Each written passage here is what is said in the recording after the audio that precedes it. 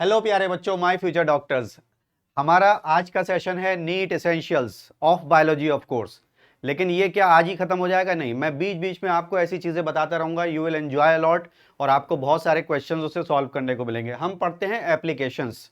Application का मतलब ये होता है कि कोई भी चीज एनसीईआरटी में कहीं पर लिखी हुई है तो हमको नहीं पता कि हम इसे कहाँ जा करके ऐड करें, मैच करें या इसका एप्लीकेशन करें, जबकि एनसीईआरटी एक एक चीज को बार बार बता रही है।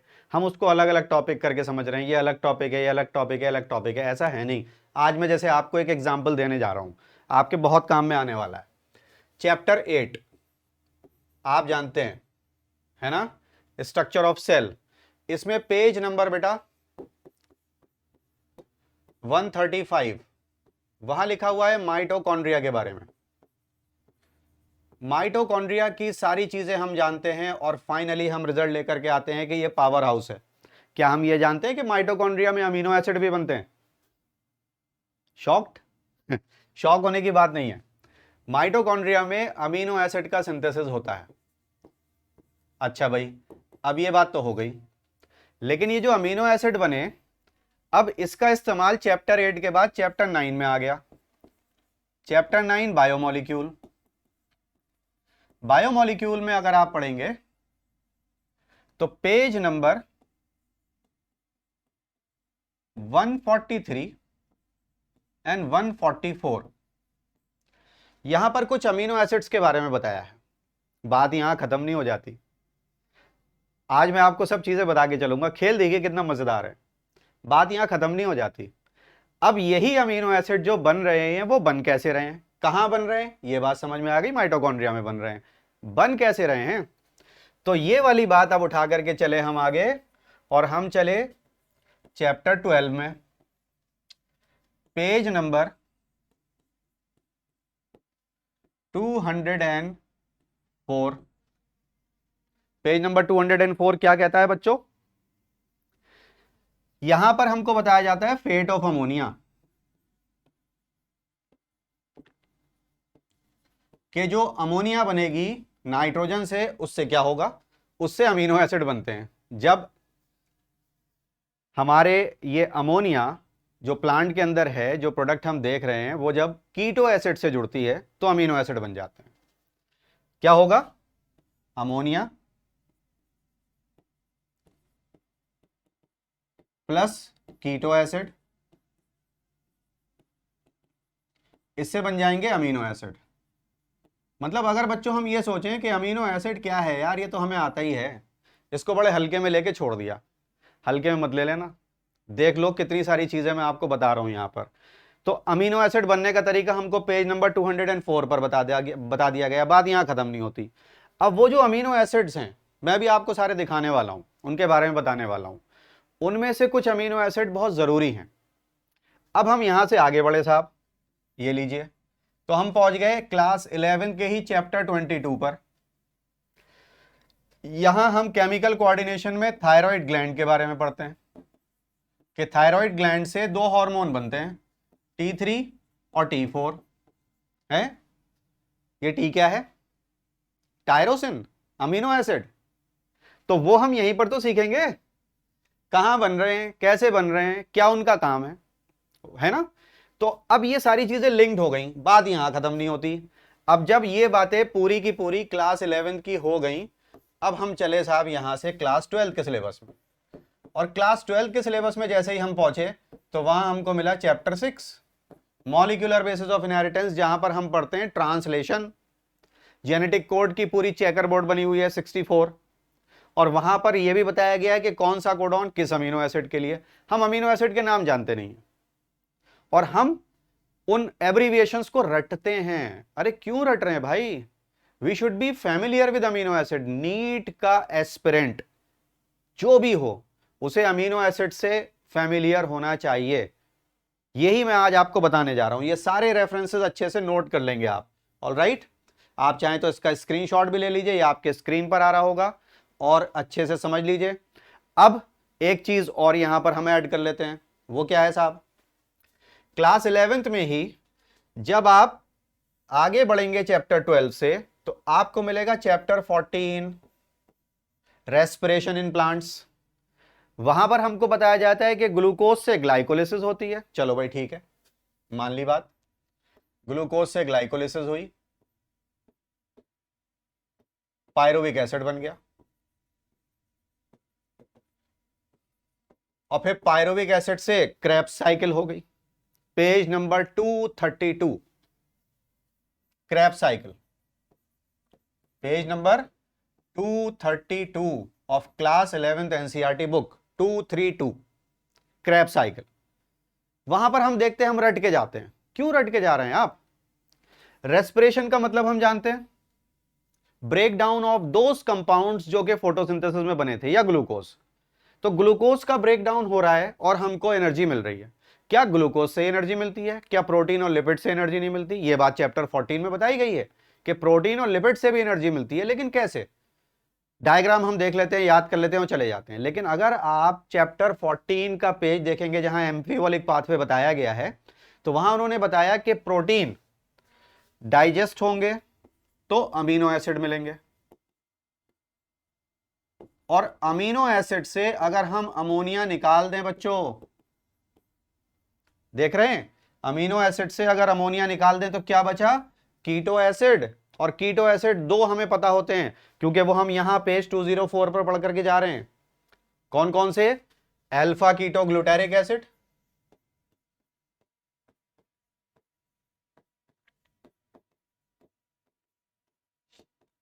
ये जब अमोनिया के साथ जुड़ता है तो बनता है अमीनो एसिड ग्लूटामिक एसिड, और दूसरा होता है ऑक्सैलो एसिटिक एसिड।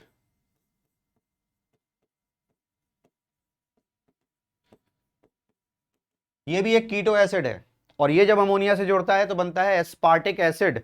ये बात हमको बताई गई है फेट ऑफ अमोनिया में। तो अमीनो एसिड बने इन दोनों कीटो एसिड से, जब अमोनिया जुड़ी बने दो, बाकी जो 17 हैं वो इन दोनों के ट्रांसअमाइनेशन से बनते हैं। ये पेज 204 पर लिखा हुआ है। अब प्लांट यूज कैसे करेंगे, प्रोटीन से एनर्जी कैसे लेंगे? इवन हम प्रोटीन से एनर्जी कैसे लेंगे? तो हम क्या कर रहे हैं भाई, हमने प्रोटीन को डाइजेस्ट किया, प्लांट ने प्रोटीन को डाइजेस्ट किया, अमीनो एसिड बने, अमीनो एसिड से अमोनिया निकाल दी तो बचा कीटो एसिड, और ये कीटो एसिड जाकर के क्रेब्स साइकिल में शामिल हो जाते हैं। समझ में आई बात? क्रेब्स साइकिल में आप देखिए अल्फा कीटोग्लूटारिक एसिड भी मिलेगा आपको, और ऑक्सैलोएसिटिक एसिड भी मिलेगा। वहां से जाकर के ये एड अप हो जाते हैं। They can not directly start the process of respiration. आप समझ रहे हैं कितना रेलेवेंस है एक दूसरे में? आप चाहेंगे अगर, और कमेंट में लिखेंगे इस वीडियो को देखने के बाद, तो एक एक चीज को मैं डिटेल में आपको समझा सकता हूं। लेकिन जहां तक की बात मैंने ये आपके लिए आज बनाई है, देखिए जब हम बात करते हैं ना एसेंशियल्स की, तो एसेंशियल का मतलब यह है कि इन सारी चीजों को बेटा कंबाइन कर लो। कंबाइन करोगे तुम्हारा फायदा होगा। तुम एक चीज को एक बार पढ़ोगे, 5 अलग अलग 6 अलग अलग चैप्टर में नहीं पढ़ोगे। अभी जैसे मैं आपको दिखाने जा रहा हूं, इसका स्क्रीनशॉट आप चाहें तो ले सकते हैं। I am going to clean it. Okay, now moving on to the next part. Next part क्या है बेटा? लेट अस से अमीनो एसिड। ठीक है, बहुत सारे अमीनो एसिड हैं, 200 से भी ज्यादा, मोर देन 200, जिनसे प्रोटीन नहीं बनता। और प्रोटीन फॉर्मिंग अमीनो एसिड में हमेशा बच्चों को बोलता हूं अबाउट 20 अमीनो एसिड जो प्रोटीन बनाते हैं, प्रोटीन फॉर्मिंग, वो है अबाउट 20। ये अबाउट 20 क्या है सर? क्या 20 कोई ऐसा नंबर है जिसमें आप नहीं बता सकते? अबाउट क्यों कह रहे हैं? लगभग 20, अरे 19 बोल दीजिए, 21 बोल दीजिए, से 19 से 21, वाई अबाउट 20? ये आपको अभी समझ में आ जाएगा। क्या है भाई? मैं आपके सामने नाम लिखने जा रहा हूं। Glycine, alanine, valine, leucine and isoleucine. ठीक है, ये हो गए 5। Serine, threonine, cysteine, methionine,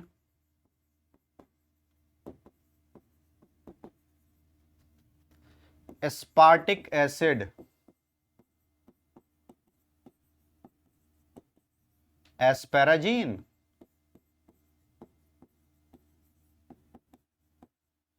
glutamic acid,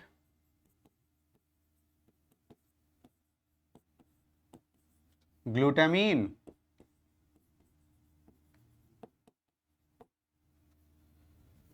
arginine, lysine, histidine, phenylalanine,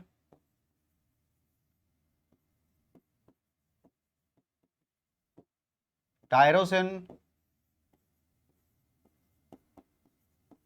और ट्रिप्टोफैन।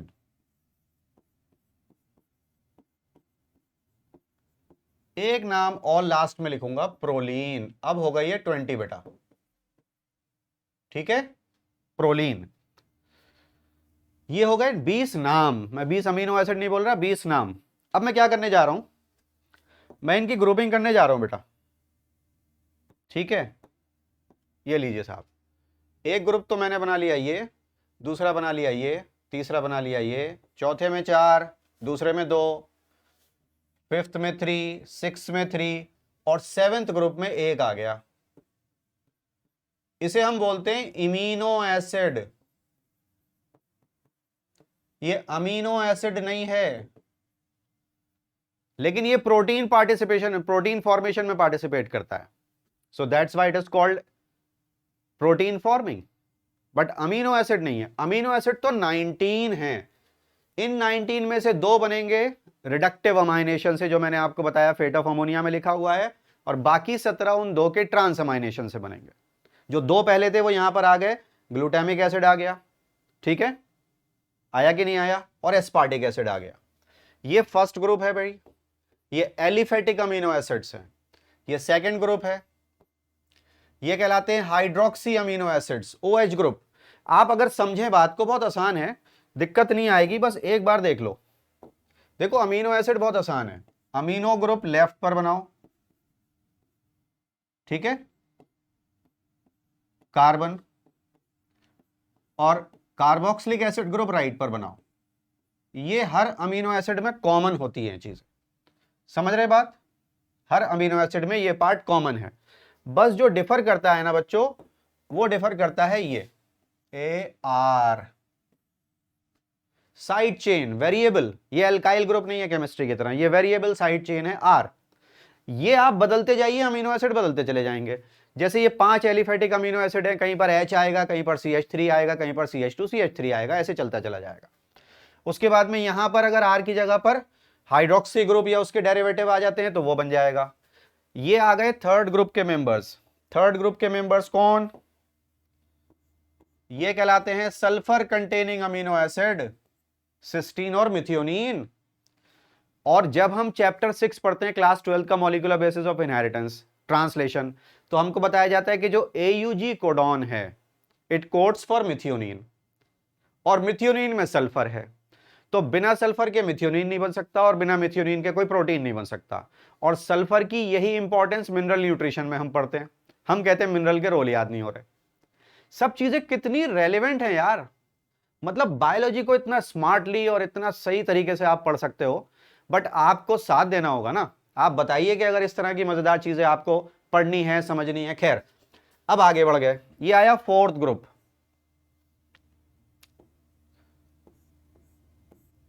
ये कहलाते हैं एसिडिक अमीनो एसिड, क्योंकि आप देखो ना अमीनो एसिड में एक बेसिक और एक एसिडिक ग्रुप है। अगर यहां एसिडिक ग्रुप ऐड हो जाए तो एसिडिक कैरेक्टर बढ़ जाएगा, और बेसिक ग्रुप ऐड हो जाए तो बेसिक कैरेक्टर बढ़ जाएगा। ये आर पे डिपेंडेंट है। अब ये दोनों सबसे पहले बने, एस्पार्टिक एसिड और ग्लूटामिक एसिड। बाकी 17 इनके ट्रांसअमाइनेशन से बनेंगे, फेट ऑफ अमोनिया में लिखा हुआ है, अभी मैंने बताया भी था। अब आ जाते हैं फिफ्थ ग्रुप पर, they are called basic amino acid. R की जगह पर बेसिक ग्रुप आ गया। ये एरोमेटिक अमीनो एसिड है, ग्रुप के member aromatic amino acid, R की जगह पर एरोमेटिक ग्रुप। और सेवेंथ तो अमीनो एसिड है ही नहीं, है ना, NH2 की जगह NH group, imino group. Got it. खैर, अब देखो ये चीजें पीछा नहीं छोड़ती। क्लास 12 का सिलेबस आप कर रहे हो, क्लास 12 में आप चैप्टर 5 पढ़ते हैं, principles of inheritance and variation. वहां जेनेटिक डिसऑर्डर पढ़ते हैं, फिनाइल कीटोन्यूरिया। फिनाइल कीटोन्यूरिया में हमको बताया जाता है कि फिनाइल एलेनीन आया कि नहीं आया? Phenylalanine is not metabolise. क्या होता है फिनाइल एलेनिन का? फिनाइल एलेनिन थायराइड ग्लैंड में टायरोसिन में कन्वर्ट हो रहा है। टायरोसिन से जब 3 आयोडीन जुड़ रहे हैं तो T3 और T4 बन रहे हैं, और उनका जो काम है वो नहीं हो पाएगा फिनाइल कीटोन्यूरिया, इसीलिए डिसऑर्डर हो रहा है। जब फिनाइल एलेनिन टायरोसिन में कन्वर्ट नहीं हो पा रहा है, अमीनो एसिड को हम नहीं जानते, तो हम कैसे पढ़ेंगे? 11th और 12th की बायो में ये इतना इंपॉर्टेंट पार्ट है। अब जैसे हर साल आप देखिए केमिस्ट्री और बायो में दोनों में आ गया एक सवाल, बेसिक अमीनो एसिड। अभी आपको मैंने बताया 5th ग्रुप के मेंबर हैं। सिंपलेस्ट अमीनो एसिड ग्लाइसिन, क्योंकि आर की जगह पर एच आ जाएगा भाई। ये लो, ये बन गया ग्लाइसिन, कुछ है ही नहीं। आप समझ रहे हो कि नहीं? अब इसमें से हम क्या करने जा रहे हैं? हम एक और काम करने जा रहे हैं, बहुत बढ़िया वाला। ये देखो भाई, ए वाइट, एक सेकेंड, वाइट नहीं करेंगे हम स्टार बनाने वाले हैं बच्चों। एक स्टार मैंने बनाया वेलिन पर, ल्यूसीन, आइसोल्यूसीन, ठीक है, मिथियोनिन, फिनाइल एलेनिन, ट्रिप्टोफैन, ठीक है। 1 2 3 4 5 6, one more is lacking, and which is that? कहां गया भाई लाइसिन? ये रहा, ठीक है। 1 2 3 4 5 6 7, 7 पे व्हाइट स्टार लगा हुआ है। ये व्हाइट स्टार का क्या मतलब है? व्हाइट स्टार का मतलब है भाई कि ये इसेंशियल अमीनो एसिड हैं। कौन है? इसेंशियल अमीनो एसिड 7 होते हैं, मतलब ये हमारी डाइट में होने चाहिए, हमारी बॉडी इनको नहीं बना सकती, और इसीलिए कहा जा रहा है कि भाई फिनाइल एलेनिन हमारी डाइट में होना चाहिए, मेटाबोलाइज होगा तभी टायरोसिन बनेगा इससे। तो ये 7 अमीनो एसिड बच्चों को भी चाहिए, बड़ों को भी चाहिए। अब आ गया दूसरा। अब हम कौन सा स्टार लगाने वाले हैं? अब हम लगाने वाले हैं चलो ऐसा करते हैं, ब्लू स्टार लगाते हैं, ठीक है, आर्जिनिन और हिस्टिडीन। और अब हम 2 ब्लू स्टार लगाएंगे भाई इस पे। ये कौन है साहब? 2 ब्लू स्टार वाले कौन है? ये बच्चों को चाहिए। किसको चाहिए साहब? ये बच्चों को चाहिए। तो इनको हम बोलते हैं सेमी इंडिस्पेंसिबल, सेमी इनडिस्पेंसिबल। बड़े होकर के इनसे काम चल सकता है, लेकिन बचपन में इनके बगैर काम नहीं चलेगा। समझ रहे हो बात?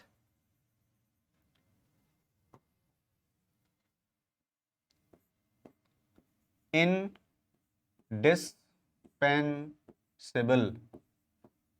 इनकी जगह कोई नहीं ले सकता। बच्चों को ये चाहिए। बच्चे किसे कहते हैं? 6 साल तक, 7 साल तक। तो बचपन में हमको ये 2 और चाहिए, साथ के साथ, साथ के साथ, इन सातों के साथ ये 2 और चाहिए साहब। तो बच्चों को चाहिए 9। कौन कौन?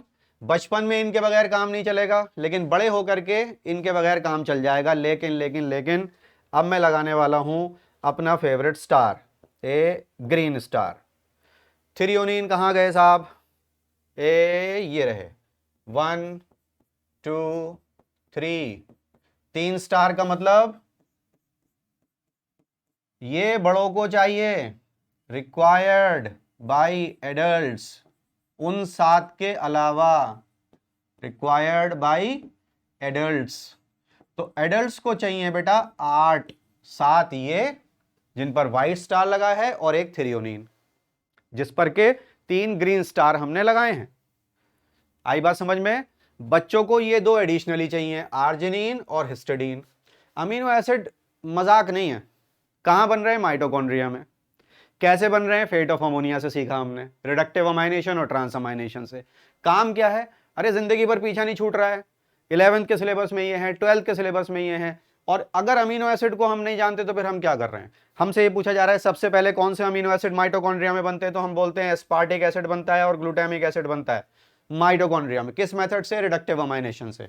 इन दो के अलावा जितने भी हैं वो इन दोनों के ट्रांस अमाइनेशन से बनते हैं, इन दोनों के ट्रांस अमाइनेशन से। बात को समझ लीजिए। तो रेफरेंसेस बहुत जरूरी हैं। अगर हम इन सारी चीजों को एक साथ रख करके चलें तो बड़ा मजा है पढ़ाई में, बहुत आराम से बढ़िया तरीके से पढ़ाई होती चली जाती है। ठीक है भाई, तो ये सारी चीजें बेटा कंपाइल अप करो, काम को आसान करो, मुश्किल मत करो। और इस तरीके की चीजें मैं आपके लिए टाइम टू टाइम कोशिश करूंगा, प्रॉमिस कर रहा हूं मैं।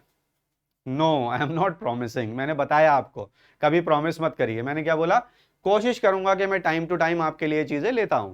प्रॉमिस कभी नहीं करते हैं, हमेशा कोशिश करते हैं। प्रोमिसेस टूट जाते हैं, मैं अक्सर बोलता हूं प्रोमिसेस टूट जाते हैं। कोशिश करते रहिए। आप बहुत बार नाकामयाब होंगे, लेकिन जिस बार कामयाब होंगे तो फिर कामयाबी आपके कदम चूमेगी। तो मैं ये बोलता हूं कि बस आ जाओ और कर लो दुनिया दुनिया मुट्ठी में। पहले कर लो बायोलॉजी मुट्ठी में, यस और नो। और मुट्ठी में करनी है, तरीका आपने देख लिया कैसे रेलेवेंस बनाना है। किताब को पढ़ो और एक साथ सारी चीजें उतारते चले जाओ। ऑलराइट बच्चों, वीडियो अगर अच्छी लगी हो तो इसको शेयर जरूर करना, लाइक करना और कमेंट में बताना। मैं कोशिश करूंगा, फिर से बोल रहा हूं, कि इस तरह की चीजें और भी आपके लिए जल्दी जल्दी लेकर आता रहूं। Thank you so much, good bye.